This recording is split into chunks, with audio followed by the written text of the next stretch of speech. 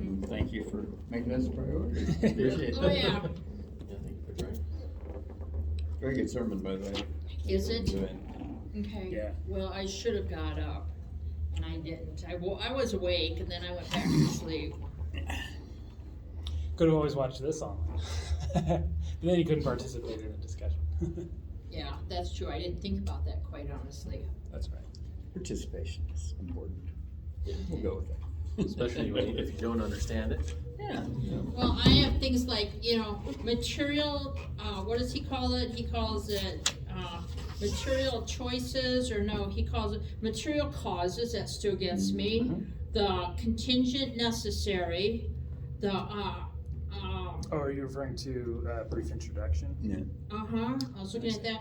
The other one, and you can discuss that, of course, but boy, was that, I don't think I'm gonna contribute to that. I don't even remember what it was about. I just remember I was accomplishing secondary agents and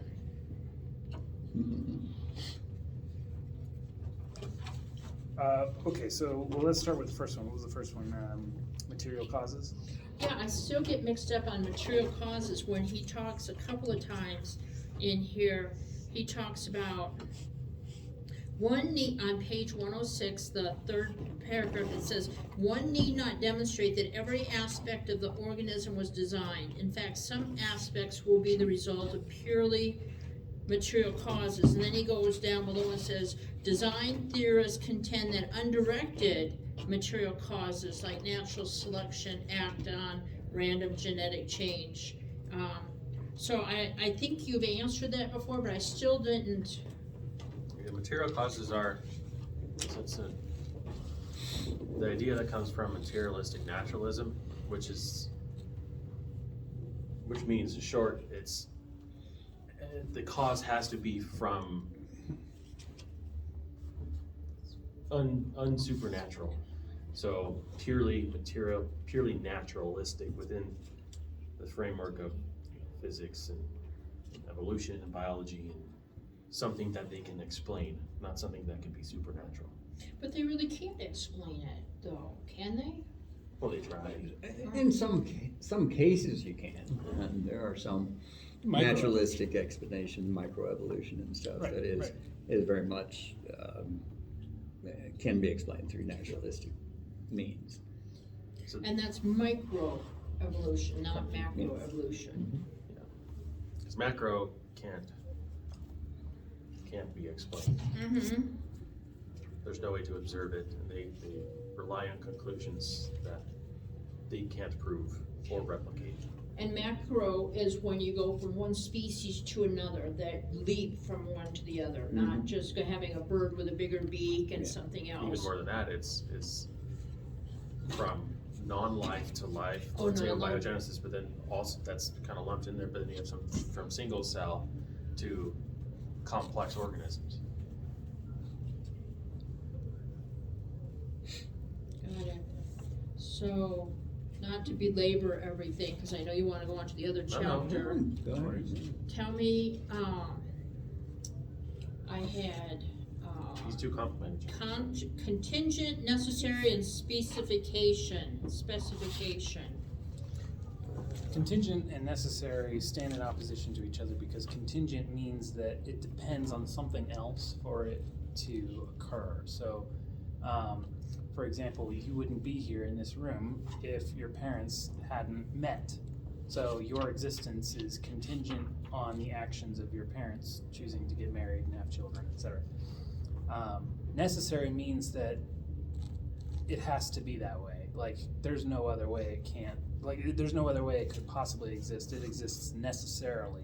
So necessity means,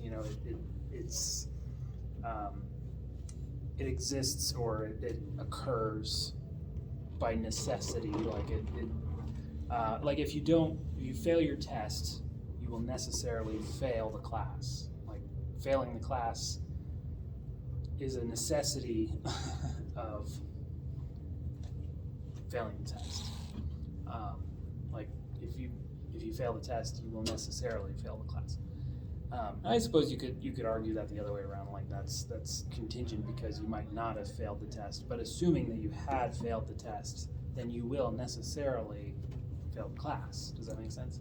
Kinda, yeah. So contingency just means that it depends on something else to happen in order for it to exist or to occur. And people, this all goes back to Gottfried Wilhelm Leibniz applying contingency to the universe. So he asks the question, why is there anything at all? Why does something exist rather than nothing? Who was that? I've been looking at your videos and stuff like that. It was Leibniz. Leibniz. Lebniz. And that's a video? We covered that in On Guard, and if you're watching this on YouTube, I can put a link up there. That's the contingency argument is that the universe is contingent. You know, everything that we see in the universe exists contingently. Like our planet doesn't exist. It's not like our planet had to be the way that it is. Like it might have been another way. Our sun doesn't necessarily have to be the way that it is. It might have been another way. So if we consider, you know, what is contingent and what is necessary, it seems that everything in the universe is contingent. Like it didn't have to be this way. So if it is contingent, then where did it come from? That's always the basic question. It always Why comes is there back something to that. out of the nothing? Yeah. So that's what contingency means. Like in contrast to necessity, necessity means that it has to exist. It can't not exist. Some people argue that that's the case for abstract objects like numbers and shapes and sets and things like that. I would argue that numbers and shapes and sets are not necessary. They're not, you know, they are contingent, but just, you know, trying to contrast what's an example of something that's necessary. Some people point to numbers because numbers are non-physical, they're abstract objects, but yet they seem to fit in, you know, everywhere. You know, the applicability of mathematics is undeniable in our world.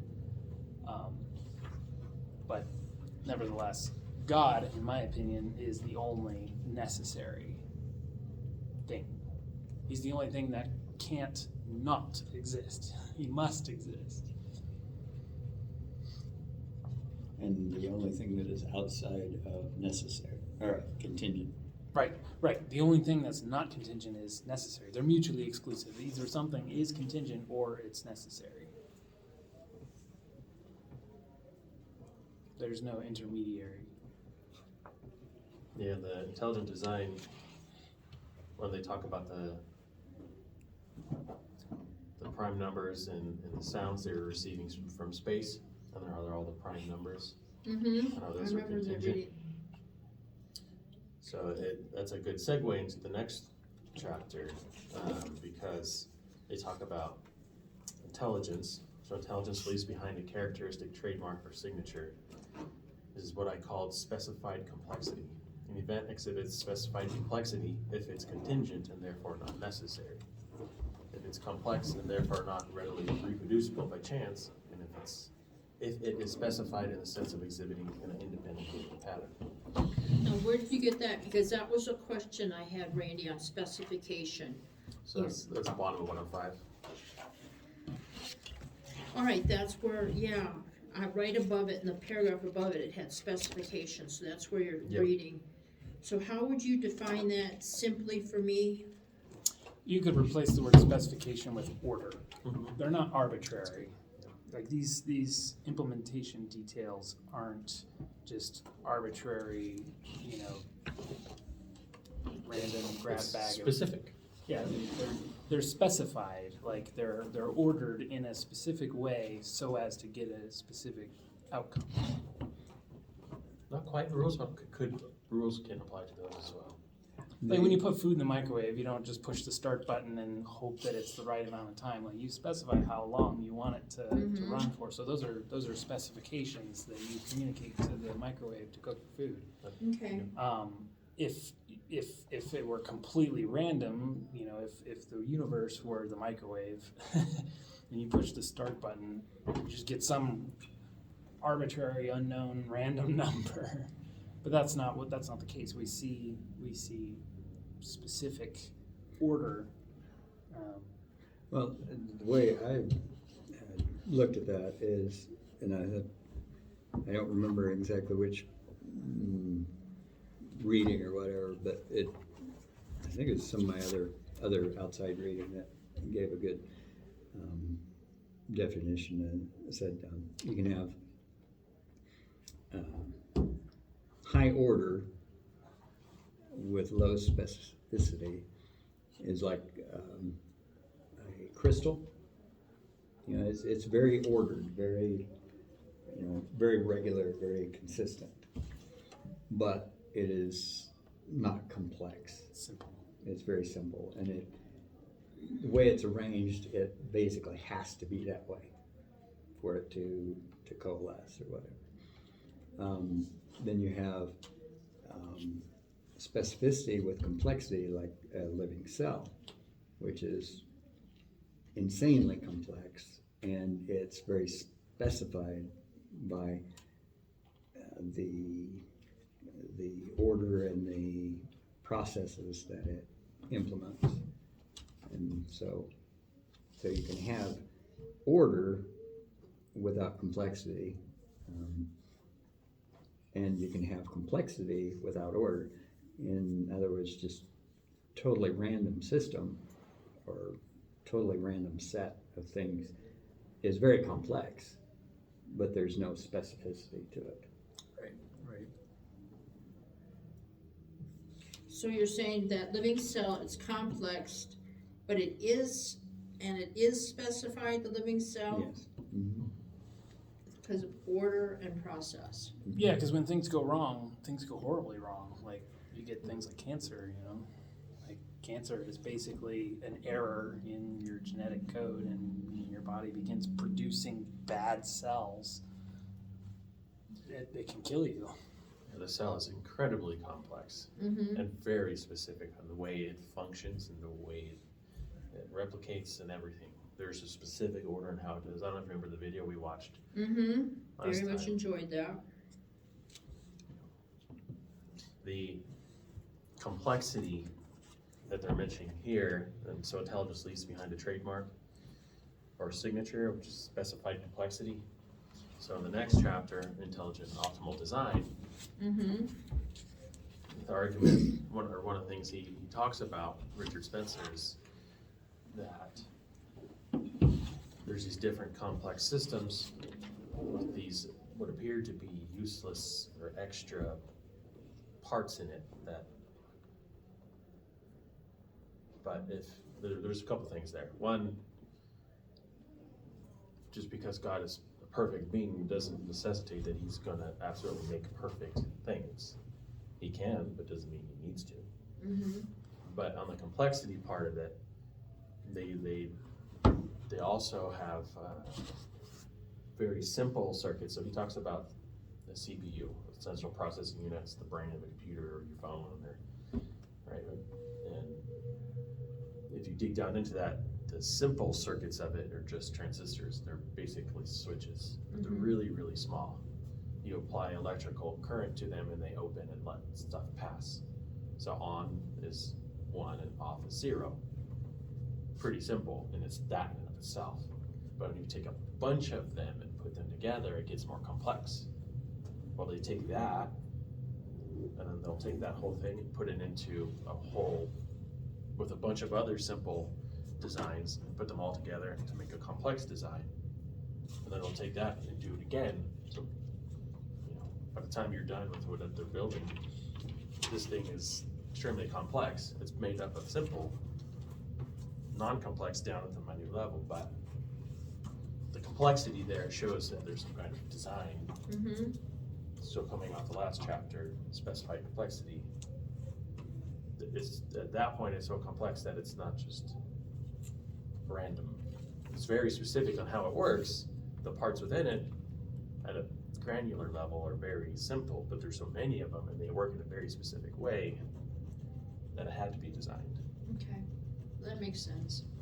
I think maybe we should take a step back and consider like what is the issue that we're addressing here. So intelligent design is this idea that we as Christians and theists argue that there's evidence in the world around us, Even good observable evidence, scientists support. Yeah, that the way don't have to be a things theist are, to right. to go there. Actually, True.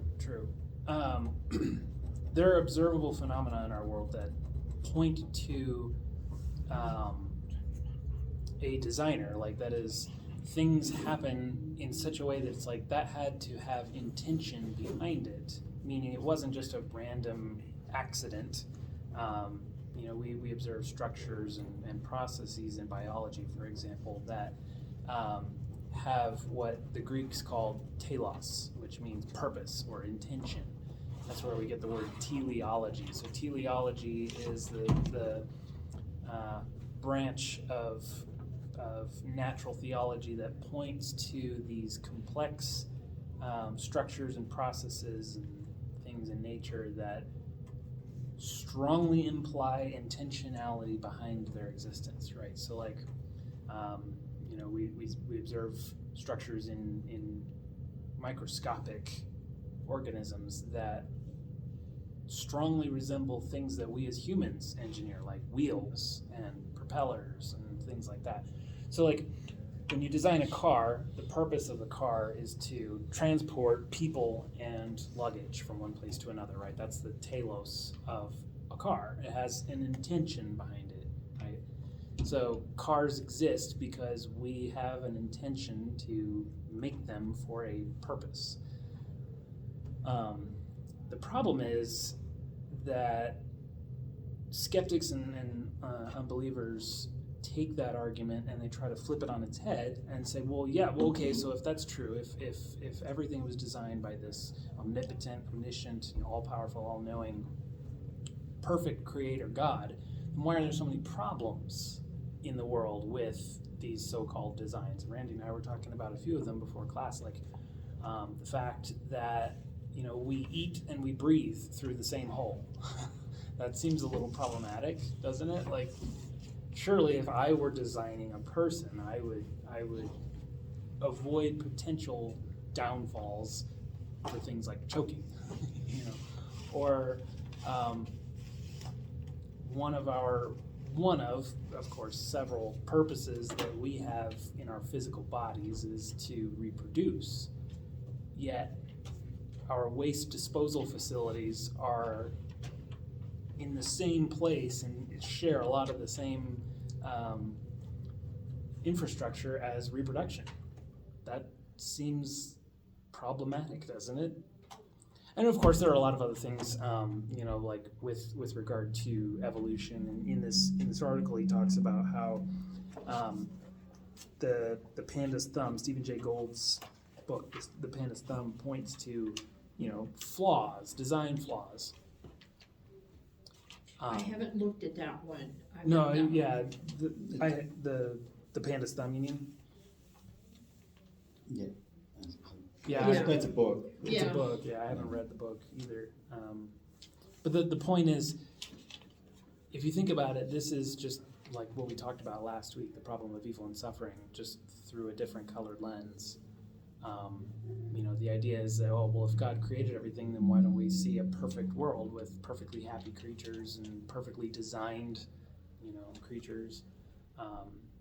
And so Richard Spencer gives 4 arguments, and I've written them on the board there, and he summarizes it in the conclusion. He says that the use of secondary agents, including physical laws, the reuse of common design elements, the adaptive nature of biological organisms, and the fact that we don't fully know the purposes of the Creator all indicate that we should not expect to see designs in nature that are, from our limited vantage, optimal. So what he's saying is it's fallacious to assume that everything should be perfectly designed just because God's perfect. Doesn't mean that God, you're making a hidden assumption that God can and wants to make perfect creatures. Personally, I think the first three arguments are not so compelling. I think the fourth one is the most compelling personally, but what did you think? Of these four arguments that he gives in the essay, I think, for me, as adaptive systems, I think is the most compelling. There are so many examples of that in engineering. Take my Jeep, for instance. For a road car, it's non-optimal. It's aerodynamically, it's a brick, and a lot of inefficient systems. well, it depends on your goal. Like, what is your intention? What's Yeah, the tail-off? Is exactly. it speed? But off-road, it is extremely good. Yeah. Okay, so it's very adaptive. It can serve many purposes, and so on. I kind of take issue with Randy, what you were saying about the computer systems is the transistor is an absolute marvel of modern engineering in the size and the complexity of the essential part. Yeah. So in some ways, looking at the whole thing, it may not be impressive, but when you get down to the microscopic level, it's like, holy cow. And to me, that goes back to biological systems. You look at, say, the mitochondria is such a basic piece of every cell in every living organism. Okay, and even within that, the ADP10 synthase is just mind-boggling. Okay, and that works in everything from a red blood cell, which is very minute, very basic, to a nerve cell in a whale that might be 100 feet long. The adaptability of the basic pieces is truly staggering, and what can be done building on those pieces. Yeah. And it makes you wonder how the world looked before the fall. Because probably the simplest response to the argument from unintelligent design is to just say that, well, we live in a fallen, cursed world that's a shadow of its former glory. He mentions that. Yeah, he says he argues that we also remember that the world that we are observing is not the original creation; it's a corrupted version of the creation. He says, I personally think that many, if not all, of the arguments made by the opponents of intelligent design would remain unchanged even if they observed the world prior to the fall, but there's still an unknown factor to deal with since we're not able to observe the original creation at this time. Mm-hmm. Yep. I think that appeal to the fall is a little bit limited, though, because there are certain aspects that I think, I don't know, are the laws of nature subject to the curse of the fall of man? Yeah, I it says that right in the Bible. See, I don't remember the location of the verse, but it says the creation itself waits in eager expectation to be released from the curse. Yeah, I It says suppose. even creation bones. Yeah. Yeah, Lord's creator.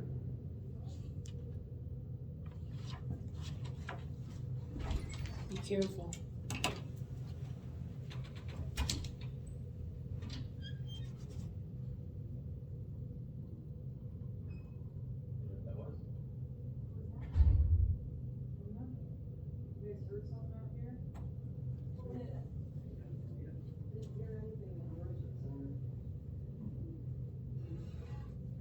Sounds like a balloon.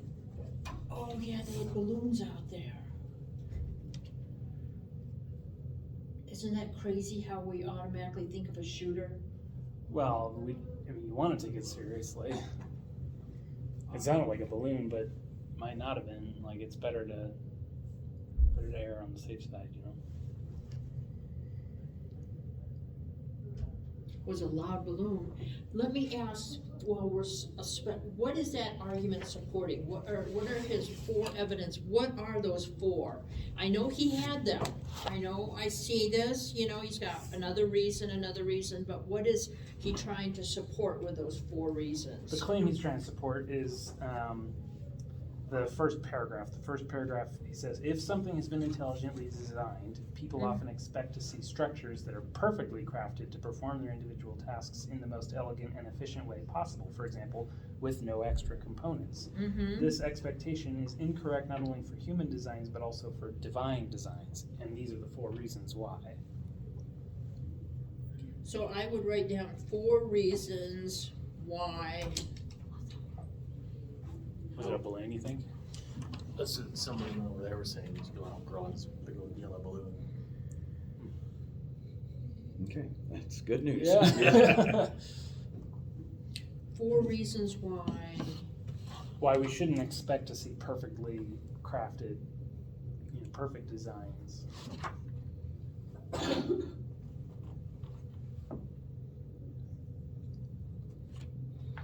Yeah, no, and the transistor is a marvel.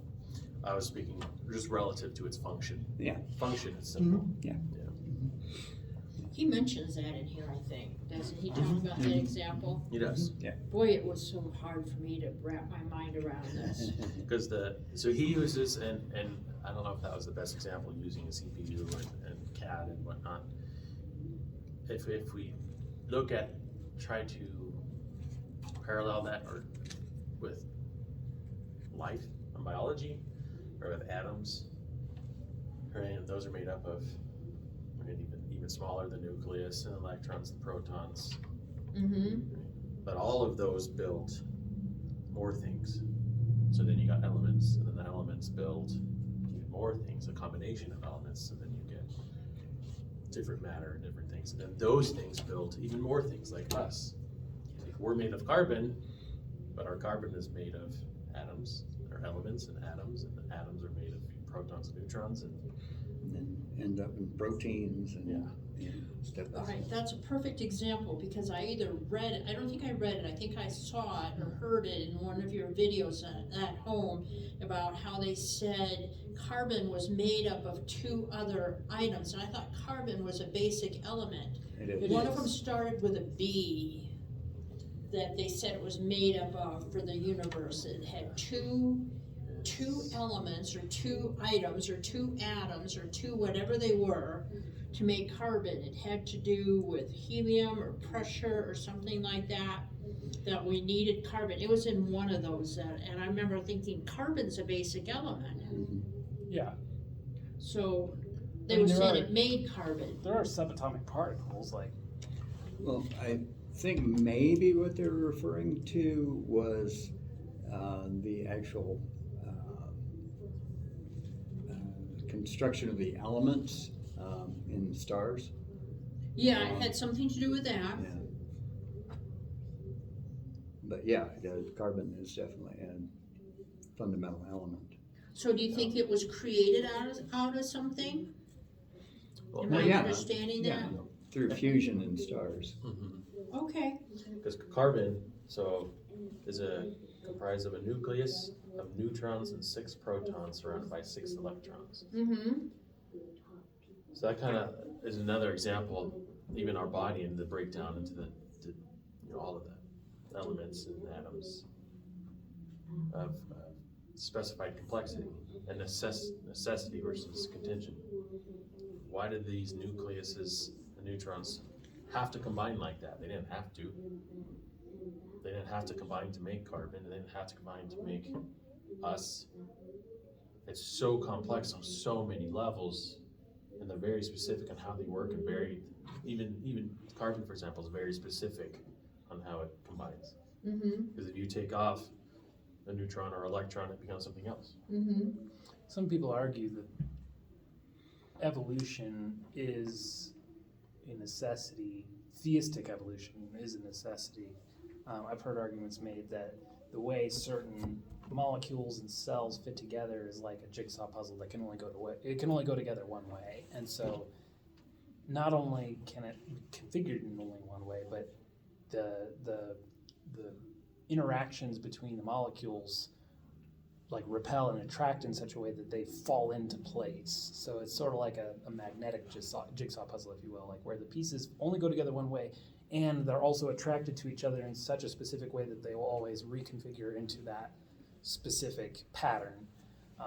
And that's what I've heard some use as their support for the argument for theistic evolution, that God used evolution, and here's the evidence because we can see that these molecules and cells arrange themselves by physical necessity because that's the only way they fit together. And oh, by the way, they're also attracted to each other in that certain way.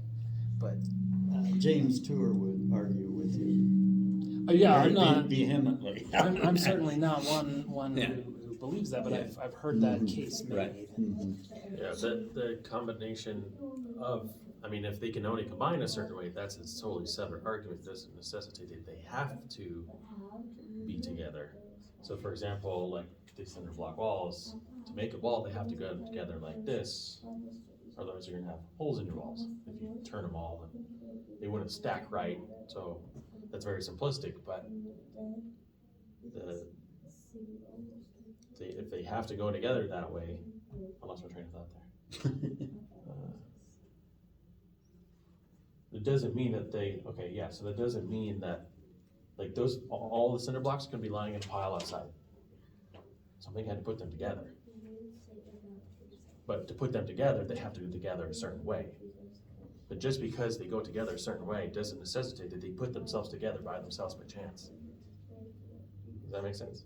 It does, and I thought I had heard something that not only does God hold the world together, but a lot of our cells on the micro level actually repel each other.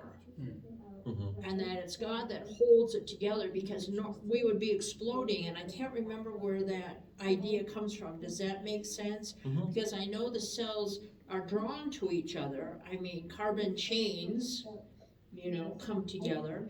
But I thought I had an understanding that part of how we're made, if you looked at it, how like magnets, if you put them together, repel each other if they go one way. It seemed like I had heard that there were parts of our body, of our construction of our body, that actually, in theory, should repel each other. Now, am I anywhere close to reality on that? I'm not sure. I mean, it's not ringing a bell for me, but I could be wrong. I didn't catch the question. No, go ahead. Well, I was just going to say that some of our cells in our body, in theory, should be repelling each other, not attracting to each other. Oh, I don't know that would be true of cells, maybe of molecules. Or molecules. But our okay. cells are made of molecules, so. Yeah, Well, right, but well, it's not an well, I interaction think between cells. It's the- more of a molecular chemistry thing, not a cellular. Yeah, I think at certain levels that's true, kind of. I think that's a stretch. But there are very many elements that require a special assembly in order for them to combine. Generally the amino acids don't normally combine in any kind of orderly fashion unless assembled by a mechanism within the cell. So That's a perfect example of your specified complexity. So how do theist evolutionists come back to something being created out of nothing? Well, so I think what a theistic evolutionist would argue is that the universe was created, and then God wrote the laws in such a way that life formed according to his ordering events. So rather than just speaking life into existence ex nihilo, it's functional creation where for example, there was an island. This is actually what John Walton believes, that it's kind of crazy.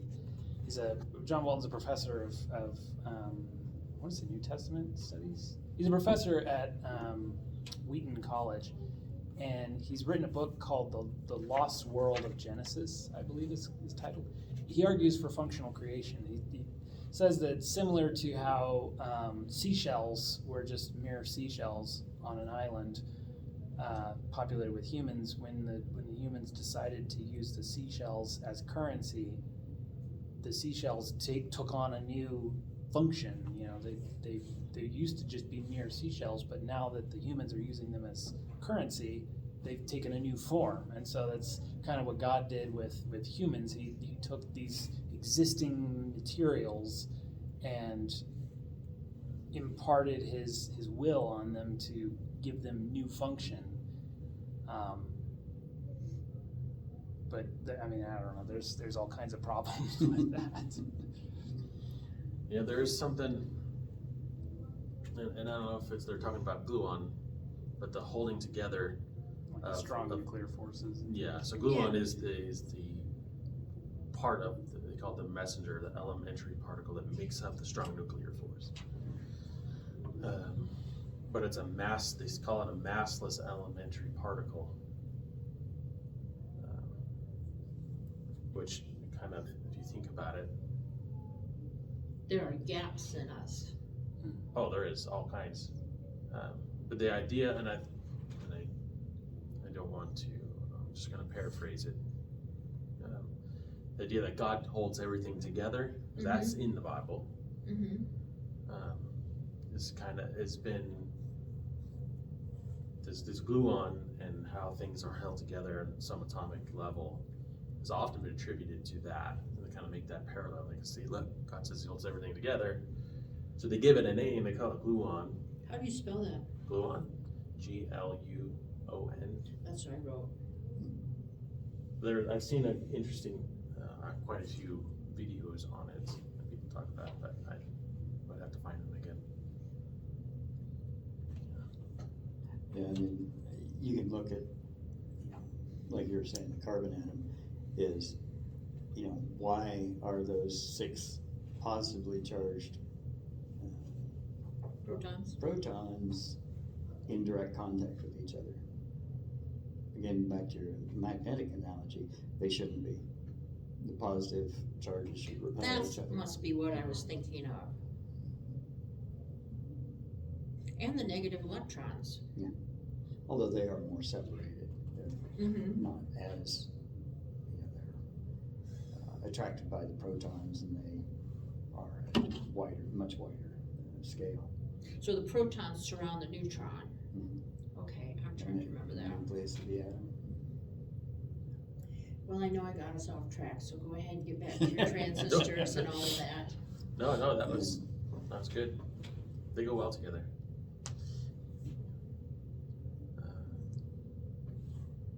Yeah, it's interesting that the reuse of common design elements was something that in the engineering field is really resonated with me. It's interesting. Different manufacturers use common design elements quite often, and they're quite often not necessarily optimal, but they've become a signature of that manufacturer somewhat. The rear engine Porsche, for instance, it's not optimal in their own admission. In their racing designs, they go for mid-engine design, but as a matter of tradition and their own identity, they reuse that basic structure. But there's lots of other examples that different manufacturers use a specific design elements throughout, and that not necessarily optimal, but they're characteristic and practical, and they're well understood by that manufacturer, and so they're preserved even though they may not be optimal. that one, I like that one too. Because if we look at, well, what's everything made of? The different elements, the different atoms and stuff, those are all the same. They're just arranged in different configurations. But they're basic building blocks and we're all consistent of them. The idea of something being perfect, first we have to identify what you mean by perfect. Mm-hmm. Because perfect could mean, well, it's perfectly adaptable. That's my identification of perfect. Or something that has no waste could be another one. So what do they mean? We can't assume to know why God created things, in what order, in what fashion. That's just silly. I have another thought, and I just lost it. One thing kind of goes along with that is there's often we'll have a black box of some sort in a car, or electronic component of a car, and at first you look at it and you say, well, why is it doing this? Why is it working the way it is? And you don't really have a full understanding of it. And so you modify some piece or some output or something. And then when the failure occurs, it becomes quite obvious why they did what they did for a reason. It's quite often we're limited because we don't understand the implications of all of what's going on. And so we misinterpret what the purpose and what the function of this particular part is. And I think that's something that's very, the last argument there is very much a big part of our misunderstanding of this. Yeah, I would argue that that's the most compelling reason. I mean, considering like the problem of evil and suffering, you take some example of suffering or evil, and in the moment, our limited perception is like there could possibly be no way that this has any greater good that God has intended for this.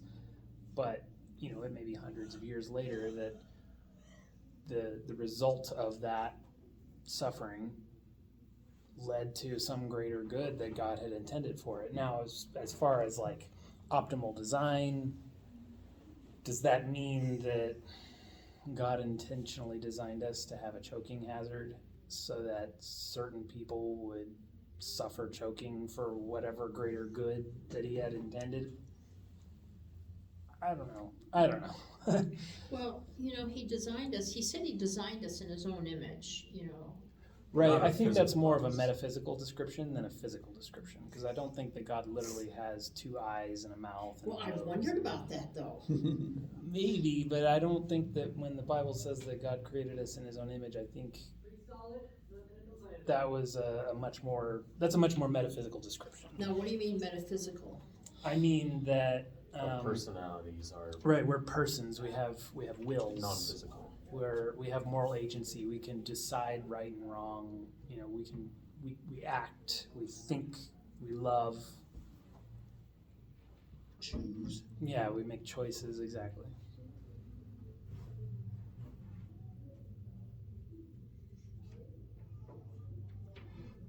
Something that I think overall in this, just in a higher level discussion of this, is this cannot be how should I say this? Cannot be a definitive argument either way. Yeah, that's true. I think Precisely because of that last, yeah. that last reason. Yeah, there's so many elements of it that are ambiguous and ill-defined, and so I don't think either side can claim any kind of absolutism with this argument. I think that this can be persuasive, but not definitive in any Right. way. what are the assumptions that I'm making about the whole choking hazard thing? Like we eat and we breathe out of the same hole, therefore that poses a choking hazard. We could choke and die. Well, that makes the assumption that it would be optimal for us to live as long as possible. Well, no, I don't know. What makes you think that and that's a the counter case? argument is it's a redundant system that allows us to breathe, Mhm. even if the nasal passages are completely damaged or corrupted in some way. So True. there is that. True. It introduces redundant efficiency. system. That Yeah. reminds me of what my other thought. Adaptive system. Yeah, that's true. Yeah. So if we think of perfect as being specific for one job, or specific something that's adaptive, it can do multiple jobs. It's more adaptive. Well, wow, what is that definition? Because you have things that are multi-purpose and can do lots of things. I see that as a good idea, but that depends upon, well, what's your end goal? What are you shooting for? Because there's things that are very specific, and this is the only thing they do, and they can do them really fast. Okay, well, that's good for that application, but that doesn't mean it's the best for everything. So, Yeah. Top Fuel Dragster I think is very, very specialized and very is unparalleled in what it can do in terms of getting from point A to B a quarter mile away as fast as possible. But it really is horrible for a cross-country trip. I'm not going to go to the grocery store. My Jeep is much more adaptable and therefore much better. But it only depends on what your criteria is. Okay. Yeah, I guess maybe my view on these first three is a very shallow one because I just can't help but feel like that's making special pleading for God. Special pleading is when you're making an arbitrary exception. So secondary agents, reuse of common design elements, and adaptive systems are considered good design from a human perspective because we have limited resources, we have limited time, we have limited, there are physical limitations, namely the laws of nature, time, space, materials, that we have to make the best use of.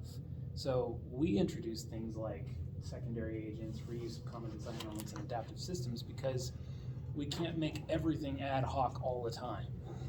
Ad hoc means for this specific purpose, like you just design an entirely new atom just for this one thing and you never reuse it anywhere else.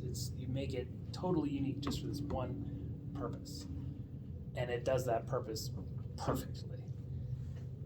God could totally do that. He could rearrange the laws of nature and to make, a specific atom just for Debbie. Like you're 100% made of the element Debbie. Mm-hmm. And those Debbie atoms perform their Debbie functions perfectly all the time. And there's no other, there's nothing else like it in the universe. He could have done that. So maybe that's just a shallow perception of things, but I feel like the use of secondary agents like physical laws, the reuse of common design elements and adaptive systems are all techniques used because of constraints that are imposed on the designer. But God has no constraints imposed on him. He chooses constraints upon Yes. himself. Right. So that may be where I'm taking perhaps a shallow perspective on this, and I think the wider picture is that God has greater intentions for why he does things the way he does. For example, free will. Why does he want us to have free will? Well, because there's this higher order purpose to it. He could have just programmed us to perfectly worship him all the time, never choosing evil. But would that have been as good as creating free creatures who freely choose to love and follow and worship and obey him?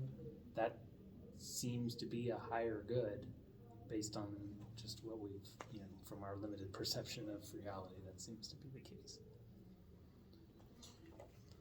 Yeah, I think secondary, like physical laws, laws of nature, are they also another evidence of design creation? Because it doesn't have to be those laws of nature. Right. He could have designed completely different laws. And those give order to chaos. If there was no consistency and no laws, then it would be chaos. And you wouldn't be here to observe it. Yeah.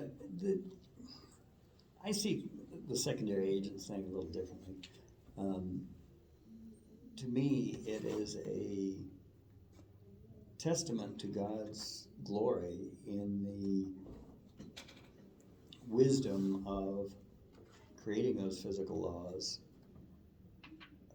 in such a way that they can be used in such an adaptive way to make everything from, space shuttle to bacteria from the same, subatomic particles. And it's just, to me, that is a testament to God's infinite wisdom. Yeah, and I guess there are higher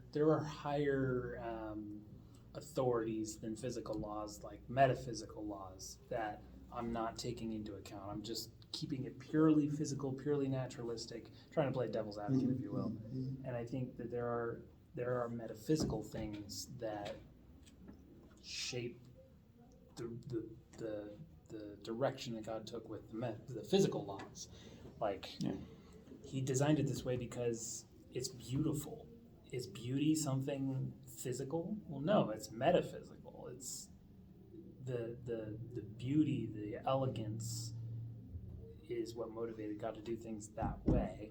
Sure, he could have done it just black and white, totally straightforward, but that's boring.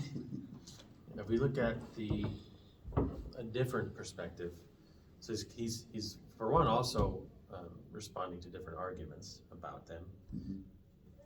Evolutionists love the idea of adaptability because it helps bolster evolution. Yeah. If something's very specific, well then it's going to probably get killed off.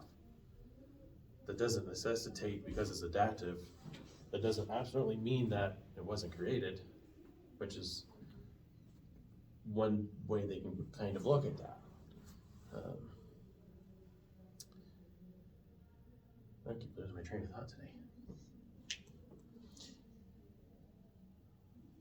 I forget. I'll come back to it. We're about out of time. Still have about 15 minutes or so. Is there a topic that sounds good for next week?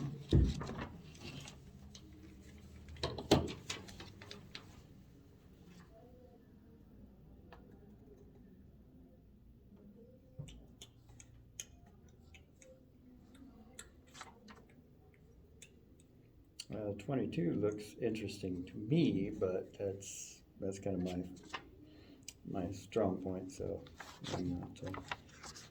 That molecular biology, is that what you're looking at? Mm-hmm. That looks interesting. Yeah, we could totally do that. Bill Wilberforce. So that would be on the 10th, which is, Daylight savings. yeah, so I'm looking. really get here at 9:45. What we're thinking, oh my gosh. But just think of it this way: the sun gets up earlier. So. Yeah, but I'm sleeping when the sun gets up. I don't see it. Okay. So my molecular biology's new paradigm, nanoengineering inside the cell. Oh, I remember. Right, so on the other hand, if evolutionists like the idea of adaptability, they would then, and what they did say and what he was responding to was that, well, if God's perfect, he's going to create a perfect. Right, and there's no reason to Yeah. follow that. Yeah, no, that was what I was going to say. There's a, if they say, well, God's perfect and so his creation is going to be perfect, well, like John just said, there's no reason to believe that he could create it however he wants. So that the idea that the evolutionists would say, well, it's got to be perfect because he's perfect and he would make it perfect, and the fact that we see that's adaptive, it's proof for evolution, that just falls flat on its face, because they're making a presumption about God and how He create things. To me, adaptive doesn't mean imperfect. I think the argument is that adaptive requires extraneous parts, or parts that are not in use all the time. It's less efficient design. Again, back to the top fuel dragster kind of analogy. You have, for very specialized purposes, you have a very streamlined design that has no extraneous elements, no waste. But in adaptive systems, you have things that may look like they're wasteful or have the appearance of being extraneous or unneeded. But the thing is, with highly specialized non-adaptive systems, they're very limited in their scope and very subject to damage and failure. Whereas more adaptive systems are much more able to deal with changing environments and stuff, and therefore much more damage insensitive, I guess you'd say. Yeah. And so adaptive systems, to my mind, are much more perfect in some aspects than a more streamlined, single-purpose type structure. And again, that falls down to, what's your definition of purpose? What's your end goal? Yeah. What's the utility? Well, don't they say that the appendix has no They used to say that. purpose? Is there a purpose for it? Yeah. It's a storehouse for gut bacteria during times of severe diarrhea or something like that. You can lose the gut biome, and that is able to restore that Really? during recovery. There was, and I remember the last thing I wanted to touch on was the thing that, well, if it's perfect, it's not going to have any waste, kind of like the streamline idea for something that's good for what it's doing. In DNA, when they first were looking at DNA, they found what they called junk DNA. They were, well, there's no purpose for this DNA. So that could be a good example of what they were trying to say in here is, well, if God's perfect, why do we have this junk DNA that appears to not do anything? It's wasteful. But now we know it's not wasteful, it's used at different parts of development and for other different things. And also, I wonder, and I've not heard this, but I wonder if some of the segments of quote junk DNA that they haven't found a reason for can have some regulatory purpose in slowing certain reactions and stuff within the cell as well. Yeah, at first it was just, they're finding lots of reasons for it, and it was a limit of our knowledge. Because they hadn't observed that piece of DNA being used in certain processes. So like at a younger age, that DNA is used to help build the body while it's growing, but once it's developed, it's no longer needed. It's still there, but not needed anymore. That's one example. So to make an assumption that that's another good example. Make an assumption that it's junk. Well, you don't know because you don't know. So when looking at the example, he's going to make it perfect. There's not going to be waste. Well, is it actually waste? It's just like the problem of evil and suffering. Like, Yeah. I can't see any reason for it. Therefore, it must be Correct. like, it must be gratuitous, purposeless. Mhm. Like, well, Yeah. that's such a unhumble way of looking at it. Yeah, and going back to the computer analogy that we talked about, anyone can understand, or with reasonable thought, anyone can kind of understand kind of the general process of a computer if you look at it. I mean, really think about it. You can you can kind of get the general gist of it. And you can look at the circuitry and see, okay, this does this on a macro scale. But it takes a computer scientist to really understand the production of a 3 nanometer chip. And that takes a lot of engineering understanding and stuff to really understand what goes into that and the complexities of that. In the same way with us, with biological systems, I mean, we can understand kind of some basic parts, I contract this muscle and the arm goes out, that's pretty basic. But to understand all the workings of the cell and the miniatures, it takes a PhD in microbiology, and then you're still grasping at straws in many ways. So, talking about our ignorance is a limitation of our understanding of God's design and stuff is to me, is very compelling. That's why it seems so strange that the thought that, well, we have science and science disproves God. It's like, what? No, that helps give evidence for the complexity and for it. Like, that's kind of how one of the main reasons why we have science the way it is now, to try to explain why God created it this way. Limited knowledge. We used to think the world was flat. Now we know it's round. We're not Well, most quite people round. do. Well, there are some ancient civilizations that knew it was round. Really? I didn't know that. That even in the Greek, it's a Greek or I forget. I just seen a video about it. They looked at the obelisks, one in Egypt and one further south down the river, and they can look at the same time of day the different lengths of the shadows. If it was flat, they should be the same. So they were able to calculate the curvature of the Earth off the shadows. I forget the person who did that, Really? but that was way back when. Well, I think it's funny. In one of the oldest, what is believed to be the oldest book of the Bible, Job, God talks about, or something about, he hung the circle of the earth over nothing.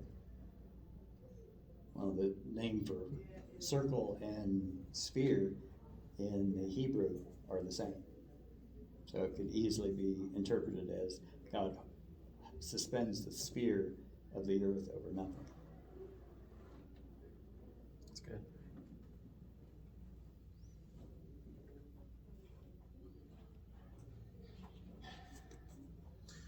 What topic did we pick?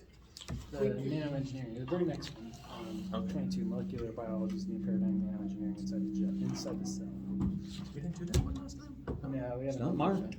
Yeah, no, we haven't done that one. Excited?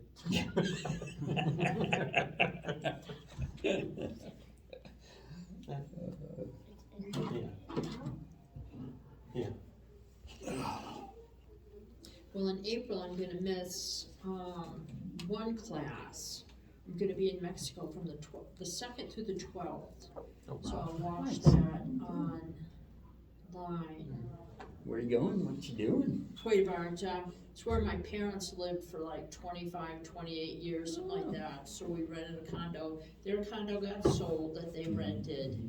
Marilyn one of my sisters has friends, so the 5 of us girls will be there. We're gonna have a surprise bachelorette party for her daughter and just hang out. Pool, I think, will be too cold in April to use, but be nice, just hang out and go to the market, eat out, and relax. It'll be fun.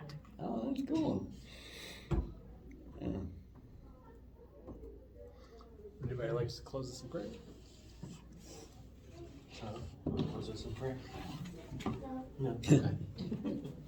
Lord, thank you for allowing us to gather today. I pray, Lord, that what we've learned here we can use to honor you and glorify you, and just please help give us understanding in this next subject that we're reading. Help guide us through the week. In Jesus' name we pray. Amen.